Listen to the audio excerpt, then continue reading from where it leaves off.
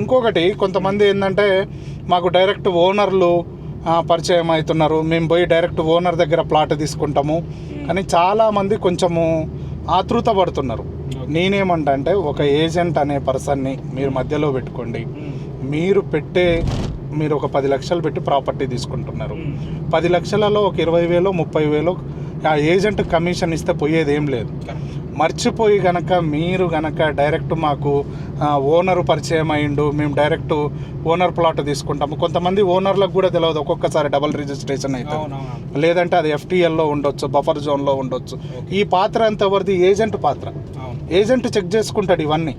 Agent check చేసుకొని sir the బెస్ట్గా ఉంది, మీరు ప్రొసీడ్ కండి అని చెప్తాడు. ఆయన తీసుకునేది ఎంత? ఇంకోటి ఏంటంటే ప్రాబ్లం వస్తే కూడా మధ్యలో నుండి మాట్లాడగలుగుతాడు. ఎందుకంటే అంత దమ్మున్న ఏజెంట్ దగ్గరికే మీరు వెళ్ళండి.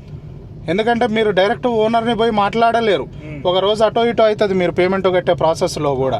అప్పుడు ఏజెంట్ అనేటోడు మధ్యలో ఉండి ఇది కాదు సార్ అది కాదు సార్ అని కొంచెము వీళ్ళకి మధ్యలో మాట్లాడడానికి అవకాశం ఉంటుంది. కాబట్టి ఏజెంట్ పాత్ర రియల్ ఎస్టేట్లో చాలా ముఖ్యం. కానీ 100% వర్త్ ఉన్న ఏజెంట్ దగ్గరికి వెళ్ళండి, మీ ఇన్వెస్ట్మెంట్ డబల్ చేయగలుగుతాడు. ఇది నేను చెప్పగలిగేది.